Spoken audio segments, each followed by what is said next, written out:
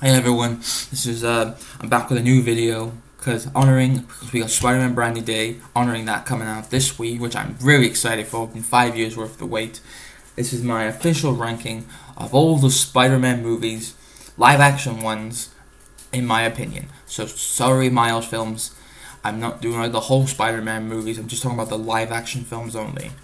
And I'm not counting, of course, the villain side character films. I hate those movies. I'm not counting them. They don't exist in my Spider mythology. In a way, this is my ranking of all the Spider-Man films from the Tobey movies, Andrews, and the MCU Tom films. So no Avengers. I'm not counting the Avengers team up. It's just his Spider-Man solo films only. So let's just get into it. Obviously, the worst one for me, dead in last place, is TASM 2, aka The Amazing Spider-Man 2. I mean, what has already been said about this dreadful movie? It's a great 2 hour romance film, but also it's stuck in the middle, and it's also a horrible bad 2 hour trailer for a Sinister Six film that will never happen because Sony just had to push their little needles into this movie. This could have been better than the first Amazing Spider-Man, which was okay. It had potential, but just didn't work. And this movie is what I call the Batman and Robin of Spider-Man movies. It's just so bad. It tries to do all these things so badly, and I mean, the whole subplot with Peter's parents could just be you could just take that out, and it would have made it better, but it still probably would be bad. The Electro stuff is just creepy, weird, and just he's like the same thing we saw like in villains. We saw like in Iron Man 3. I was just kidding, like, oh, you dubbed me, I hate you now. All that stick. I can't stand that stick in movies now. They do that. They do this in this one, and I really don't like that trope. I just think it's terrible. And again, they did him badly in this too. Obviously, the chemistry between Peter and Gwen again is still terrific. They're the only two good things about this movie, and of course, the chemistry and Scarlett for Emma Stone still amazing from the first movie. They are the only two reasons why these films are watchable, in my opinion, and actually fun. And of course, when Spider-Man does stuff, it's good, but it just fails in every terms. It's just so bad to me how like Sony had to push their little fingers into this and ruined a trilogy that could have gone somewhere, but it didn't. And I'm so happy now that after this we got Spidey in the MCU. But before that, this was like, maybe we should. We're like, yeah, maybe Disney should have Spider-Man now because Sony ain't doing good with it. So, that's pretty bad. But I said the music isn't very good. I mean, the electric theme's not great. The Spider-Man theme in this movie is pretty good, but it's not the opening sequences of that shitty James Bond airplane crash, which is like, why? That's just a terrible scene overall. It's just really just bad, and the whole like Harry Osborn subplot is also bad as well. It's just like, oh, he's dying, so he needs his blood. It's also like the same writer who did this movie also did A Sergeant Darkness, because he has this weird obsession with like special bloods in his writing. That was correct, by the way, terrible writer. But it's just really bad, and it's also like it's just straight up just bad. It's just not very good. It's just got too many too many plot lines going on. It just could have been a much better sequel, but it sadly wasn't. Next up, number 7 is Spider-Man 3, and just like I said about Amazing Spider-Man 2, again, it's too many villains. Sam Raimi didn't wanted Venom in the movie. He just no, I just want Sandman and New Goblin Jr., which makes sense because New Goblin Jr. was already setting up in the first two films of that trilogy, and that isn't very good. He just looks like his suit just looks like a BMX or ski outfit, and the whole subplot with him having amnesia just didn't go anywhere. It's just, oh, he just gets hit, and like TASM 2, it's just too many subplots. Like, if you just take away, you could watch this film as a comedy. If you could just turn your brain off. Like, this movie could just be good as a comedy because you got the Bully Maguire stuff, which has become meme royalty in these last couple of years. As I'm making this video, it's been so many memes about it, and it's just so when Peter becomes Bully Maguire or Emo Parker, he's being such a douchebag. Like, I understand that's what the symbiote's supposed to do. He's supposed to make him more douchey and more arrogant, but it's not. I mean, it could have been taken seriously, but it didn't. This went too comedic as well, and also Peter Parker in this film is kind of a cheater. Like, he cheats on his previous girlfriend for someone else, and it's just going like, wow, this guy is just being so bad. He's not. I understand this. Spider-Man 3 is supposed to show like Peter's at like the height of his power. He's bringing that ego, that pride, how people are loving him and everything. And I understand it works, but it just didn't work. If you want to tell a story like that, just do it better. And also, like, Mary Jane's still bad, and like again, like in the first two films, she's still terribly written. Like, I can't believe we still haven't gotten a proper live action Mary Jane Watson, not MJ from the MCU film. That's a different version. A proper Mary Jane hasn't even done me good in all the movies because of this crappy adaptation that we had in the Tobey movies, and all they've done with her in other media is just making her just Lois Lane redhead. Oh wait, that already happens, but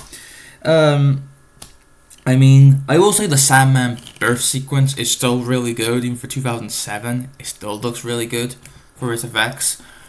But still, it's just, like, a lot of these Marvel trilogies pre-Iron Man, like, a lot of them have this thing of, like, first one being a great start, second one being better, and the third one just falls everything apart. That's, like, all these Marvel trilogies pre-Iron Man, pre-MCU era. They just all just felt like they just felt there's no weight anymore. They just fall like a penny. It just doesn't work anymore, and it's just really sad.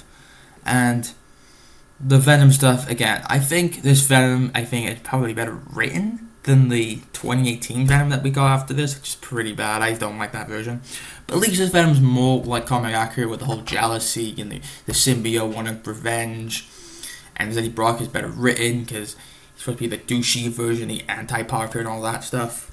But again, Venom is just there to just shove in. He's just out of nowhere, just shoved in the plot for no reason. So Sony could just push him because they love him too much. Like, they just shoved him in there because of everything else. It's just so bad. And he's just too cartoony. Just so I don't like it. And is it a great way to end the Tobey era of Spider-Man films? Not really. It's just pretty bad overall. And I mean, obviously the soundtrack's really good. Like, the Black Suit theme's great. The James Brown song is pretty, kind of makes sense. It fits in the tone of the movie. It's very funny when you look at it as a meme now, speaking on 2026 lens. The Sandman theme is great, and obviously it's no Danny Elfman in this one, it's Christopher Young, but it's still good. But again, still the second baddest Spider-Man film. Still not good, but it's definitely, if you watch it as a comedy, it works so much better. If you just turn your brain off and just watch it as a comedy, especially for the Bully Maguire scenes, it's really fun. So number 6 is the first Amazing Spider-Man film from 2012, and for this being the more, let's say, post-Dark Knight era Spider-Man film, this came out like a lot of these movies post-Dark Knight. Everything had to be dark and gritty and a bit more grounded.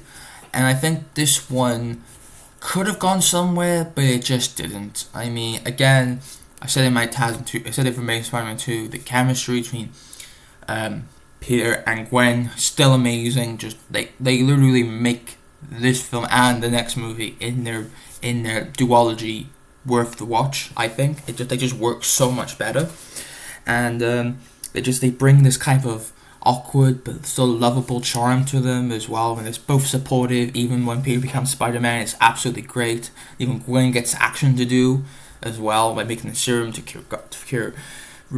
She makes the serum so Peter can use it to cure Lizard. So that's really cool. The suit, yeah, again, it's too dark red, it's too dark blue. It just looks, I think I remember hearing one time, it looks like a basketball. I mean, it looks good in the nighttime sequences. It works well at night. But in the daytime, it looks a bit kind of nothing. It works better in a nighttime scene, which we see during the great swinging scenes in the nighttime during when we get to like the final battle and stuff, it's absolutely great. Obviously, I think the problems is that again Peter's parents stuff is still bad. It starts to take over the movie, and it's had this whole thing of, oh, he was destined to become this character, and all the research. It's like, I don't care. And also the Kurt Connors lizard stuff is badly written. It could have been better. Like, there was like deleted scenes that they just randomly cut out with him dealing with his family stuff and his son. I mean, that could have been in the movie, but they just cut it out. So you just have him trying to like cure all diseases than Oscorp, as Oscorp usually does, being greedy and evil. They just push him, and then he just goes to extreme, and he becomes the lizard, and his plan's stupid. He wants to turn everybody into lizards, and it's really, really stupid, and it's just like, this is the villain we're getting, and his motivation and reasoning why he's doing this is pretty silly as well. I mean, it's insane. It's just not good. But the soundtrack's, again, really great. It's James Horner, so that's really great. I mean, as a Spider-Man film that came out during like the rise of the Avengers in 2012, and of course it came out like literally like a month right before the Dark Knight trilogy ended, during that summer of 2012, when you had this in the middle, Avengers before, and then Dark Knight Rises after. It's kind of like the odd one out in that time when superhero films came out in 2012. You know, this was just right after the Avengers were formed. The new DC were trying to go into Marvel swings, so we all know they failed. Wolverine's about to get a second movie, and the rest, the history. It goes on like that. But this one coming out in the middle between those two big ones, Avengers and Dark Knight Rises, it gets sadly missed out because it's not memorable. It's not anything special. It tried to do something different, but it didn't work, sadly. But it did give us an amazing Spider-Man, pun intended, and an amazing Gwen Stacy. So hey, that's all great. So we're in my top 5 now. Number 5 is the original Spider-Man, the first Tobey movie back in 2002, and looking at it out of 2026 lens, it is a bit overrated. I'm sorry, I know there's a lot of people who love those early films. I think they're not the greatest films in the world. I think they're the most important movies. This first Spider-Man movie is definitely important, along with the first Blade and the first X-Men, of pretty much the building blocks, the jumping blocks to show that superhero movies, mainly Marvel movies, can become the next big thing, like Star Wars, like Lord of the Rings during this time. They can become the next big blockbusters, the next big thing, the next Mickey Mouses of the world. And for this first movie, I think it laid the groundwork well.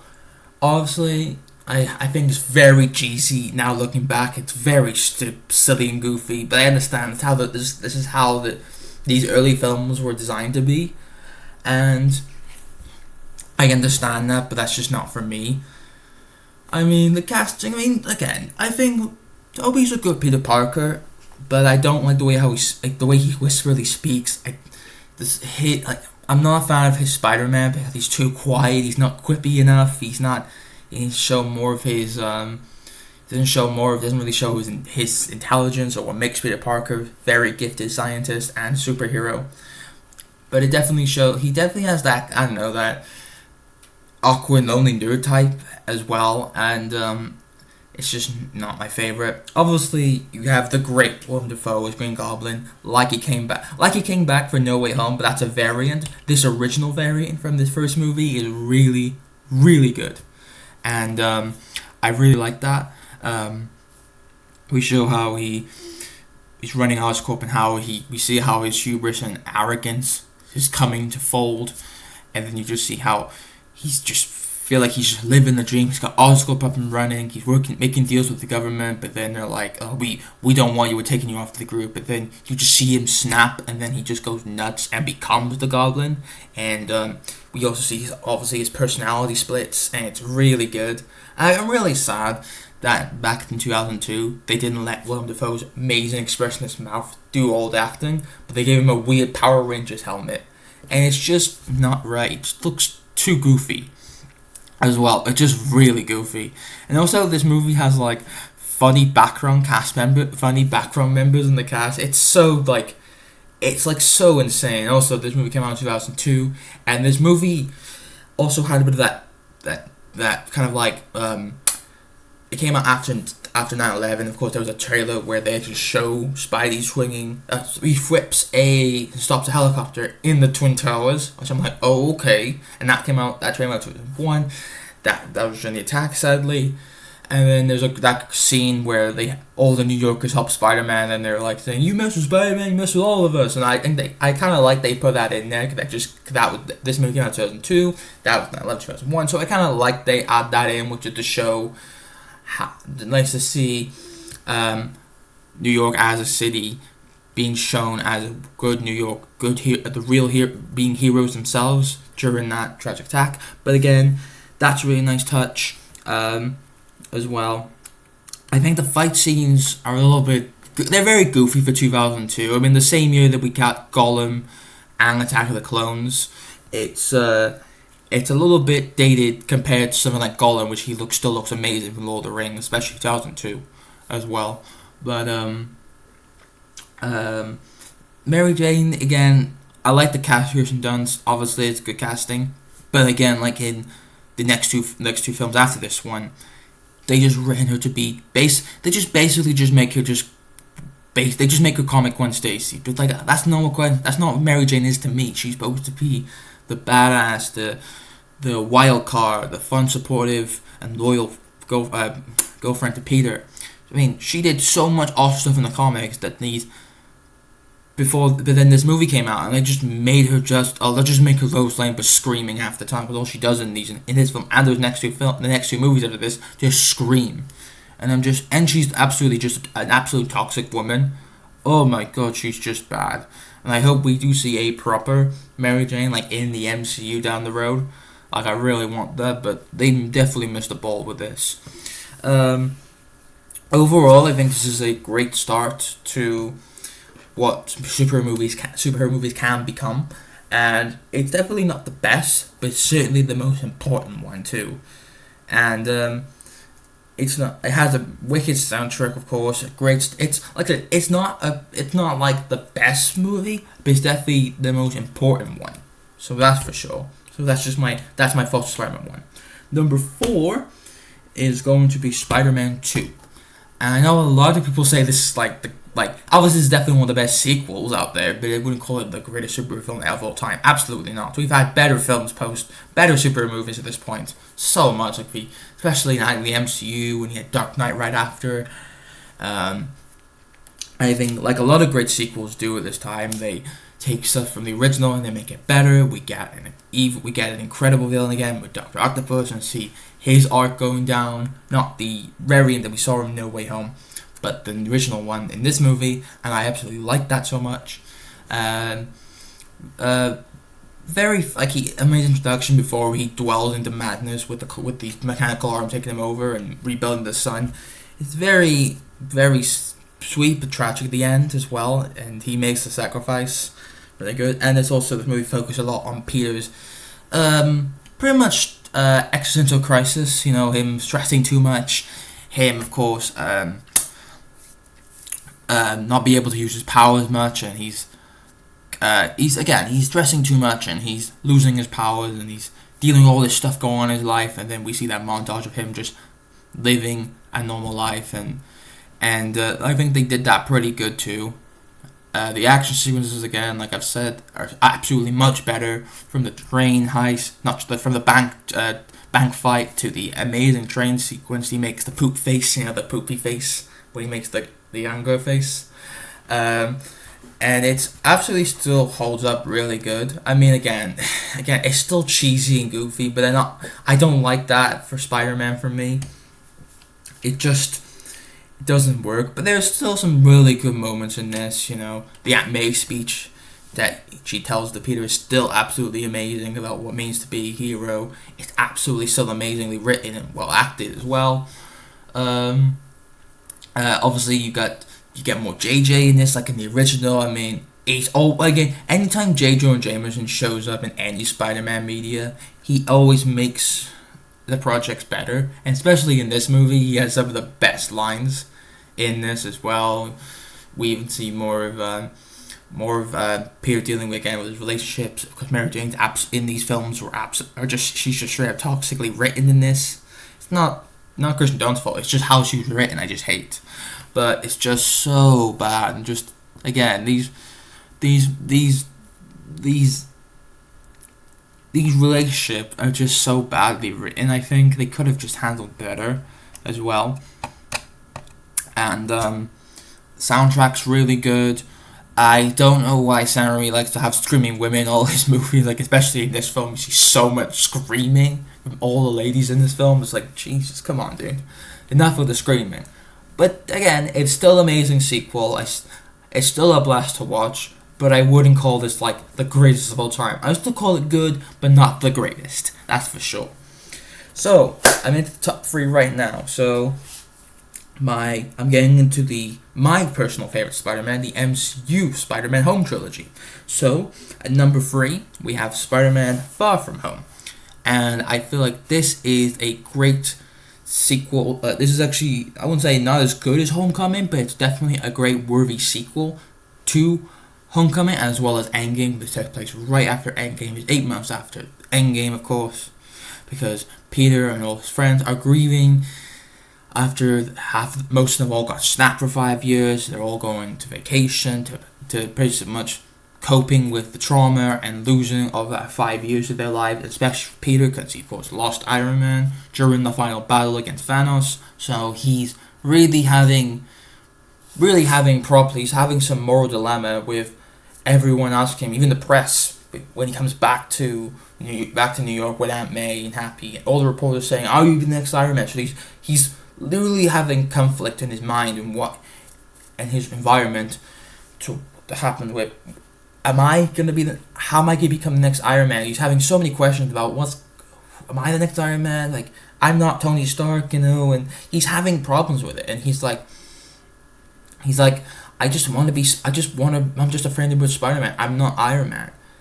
And we see that all going in with the holiday stuff, where we go to like Prague, we go to Venice, we go to London, we go to a lot of places in this movie, and they're all done brilliantly as well. Villain-wise, we have Mysterio.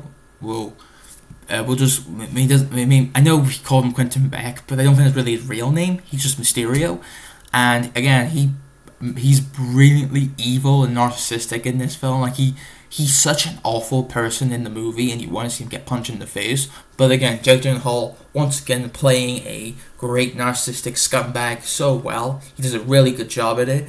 And again, it's another Iron Man villain. It's another asshole.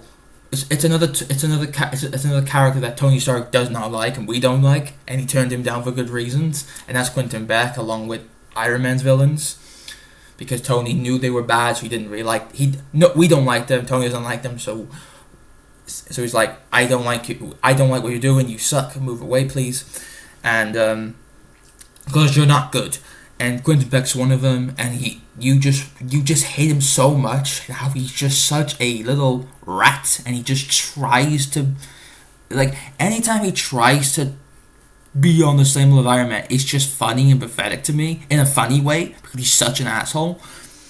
And you just see how he's tricking Peter with his fears and his trauma and his pressure, and the illusion sequence is crazy. It's absolutely insane. From like him, like you see like him getting punched, you see him like seeing zombie Iron Man, you see him inside the giant head ball of Mysterio, and him in his statue, and it's insane. It's crazy. And seeing Reva from Iron Man 1 come back full circle all these years later, 23 films, into Far From Home, is absolutely good callback as well. I think the action's great in this when he fights the fake monsters. The fake drone monsters are really fun, and of course the bridge fight is great. And see Peter trying to get his spider sense together is really good. And of course him making the suit nod to Iron Man. Like, it's not like he's not Iron Man Jr. It's a callback, brilliant callback as well. And I love that about that, and I think that's terrific. And of course the soundtrack is great, from the music that we see when they go from place to place to the themes are great, and it is it's definitely the weakest for me of the Home trilogy, but it's still a great movie. It's so much fun, and we get to see more, of course, of Peter and MJ relationship in this really forming. We see MJ taking a bigger role. She was more of a background role in the first movie. She was there, but she didn't get a lot to do. She becomes part of the trio along with Peter and Ned as well. She's like the anchor being to Peter in the MCU, which I love, and I hope they continue that in No Way Brand New Day, where of course they're not. She doesn't know him anymore and all that, so I'm really trying to see where that goes. But overall, I love we get to see her kick ass. She gets to use a mallet, hits one of the drones. It's so cool to see her kick ass and do a lot more. And I love how she realizes who Spidey is, who Peter is. I love that. It was just so nice just to see that. I just love that. But overall, I think this is a great sequel to both Homecoming and a great sequel to Endgame. So, number 2 we have is the first Spider-Man MCU film, Spider-Man Homecoming.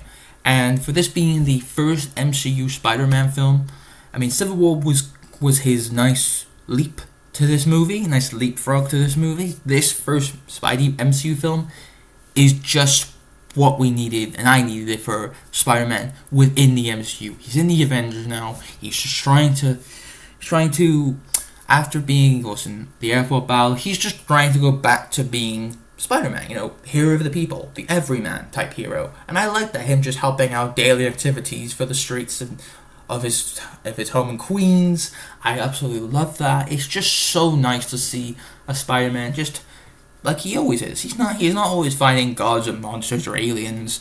He's just helping regular people, and that's what makes Spider-Man so human. Peter Parker is so human, and him being Spider-Man is so human as well. And I like we see how he balances out his school life, and it's really good. Obviously, the introduction of Ned, aka the guy in the chair, aka CUXX, the beginning of him. He's wonderful. He's a wonderful bestie and sidekick to him. He's absolutely wonderful. They both have great. I mean, Tom and Jacob in this first film have great chemistry going back and forth, with like Ned geeking over finding out his bestie Spider-Man, and they're trying to keep the secret, and they work together as well. It's just so great. It's a great, like, John Hughes inspired movie. First chapter in this John Hughes inspired trilogy, and I love that too. I just absolutely love that. And again, the introduction of MJ, she's not huge in this one, but she has great moments, of course. Iron Man is a great mentor in this too, teaching Peter that you don't need the suit does not what defy him. It's him. If you knock out the suit, you shouldn't have it, which is his great power. His great power comes great responsibility quote a little bit. I like they've changed that a lot. And of course, you get Vulture in this. And I gotta say, for a character who looks very goofy in the comics, the MCU is able to take very silly characters that works in the comics, but make them so better and written wise and just look better in the movies. And Vulture is one of them. It's great to see him being this ordinary guy who was working for Stark, and then he was working on his own salvage group, and then he gets kicked out by Stark, and then if he becomes a tragic arms dealer, and a very scary arms dealer too. And I really like that. That's a very interesting idea. I mean, again, I'm not saying, oh my god, Iron Man is responsible for creating these films. He doesn't like it. Just Iron Man he just seems something's wrong with these guys, and we know that too.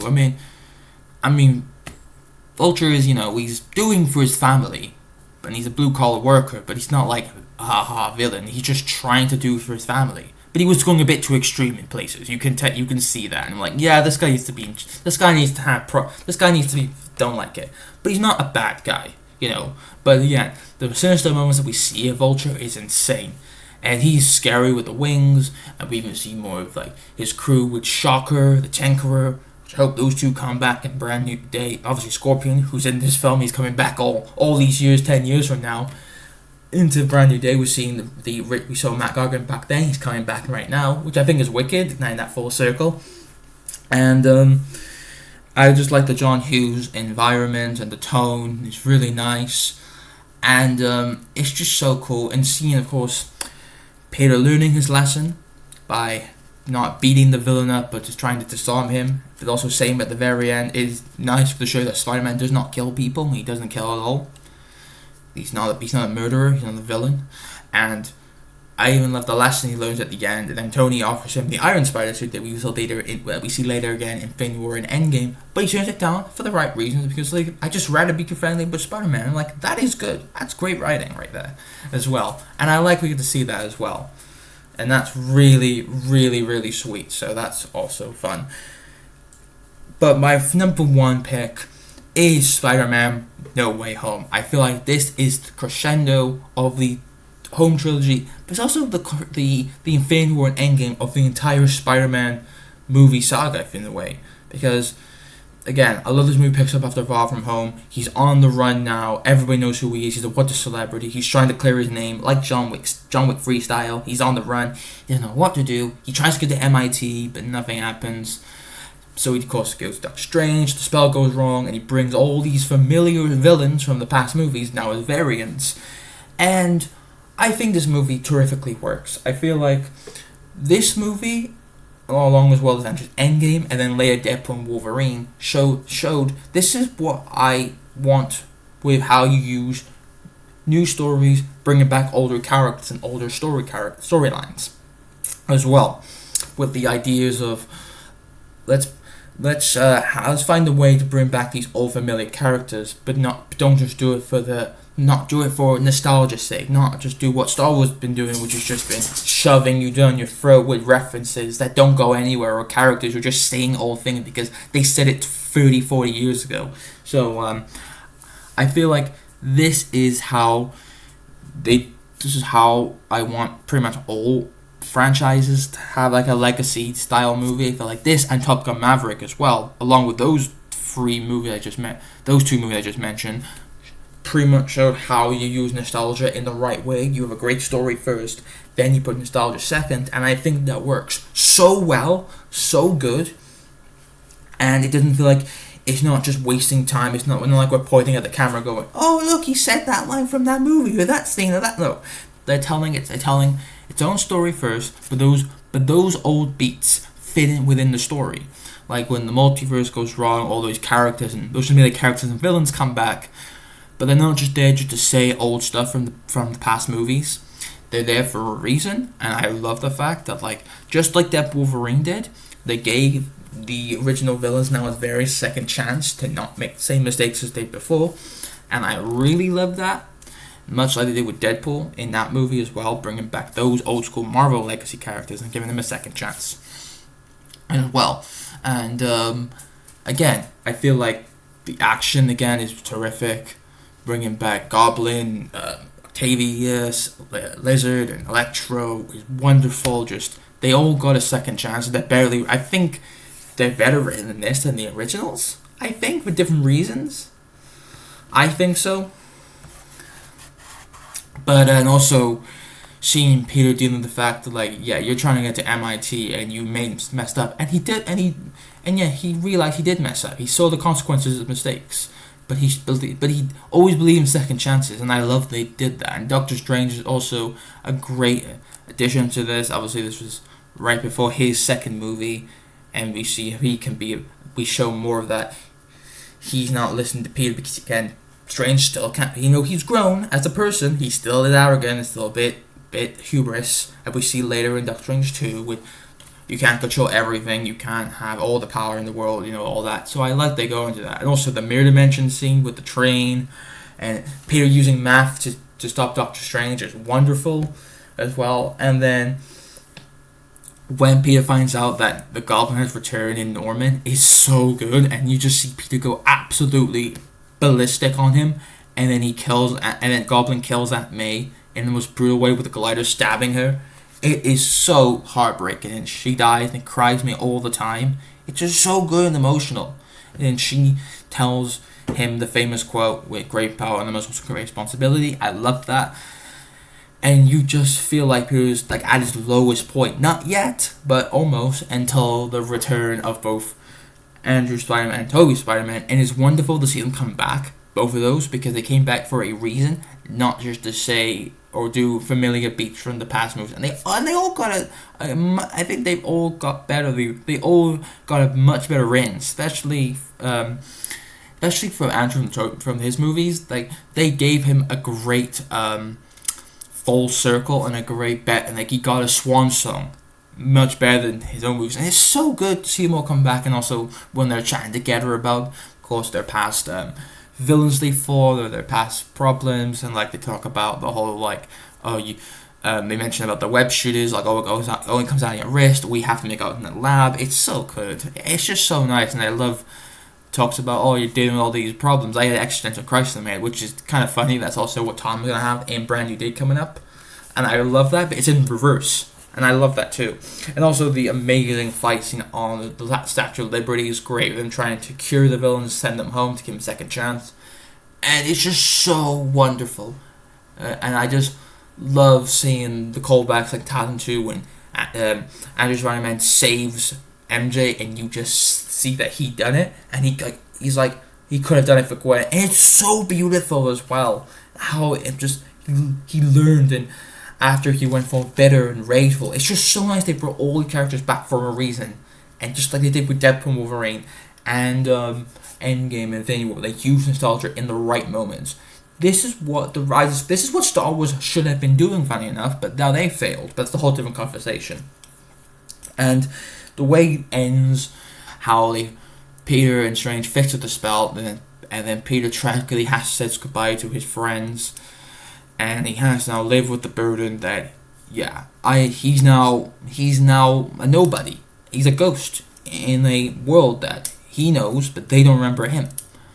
And it's going to be very interesting where they take that into Brand New Day with the return of Punisher from his special, what he's been doing with Daredevil, who I hope shows up in Brand New Day. I think he will. That's just a little speculation, I think. Obviously, the Hand coming back into power, Scorpion getting revenge, all these other villains, these small villains we know from the comics are coming back, or coming to their first appearance probably during those 4 years. And I'm also interested to see how Spider-Man's journey from No Way Home ties and stuff with Daredevil, like with the Kingpin taking over in New York, the Void and Thunderbolts, a lot of the other stuff. I'm really excited to see all these other MCU projects in between both this movie No Way Home and this upcoming one Brand New Day, and how that collides with those 4 years. What's been happening? I'm really interested to see where they go with that, because that's just great characters and stories and continuity done right, and I really hope they do that. But that's my number one. That's my official ranking of all these Spider-Man live action movies, right up to Brand New Day, which I'm seeing tomorrow. I can't wait to see it. Hope you enjoy this list. Just remember to like and subscribe, and stay safe, stay healthy. I'll see you again.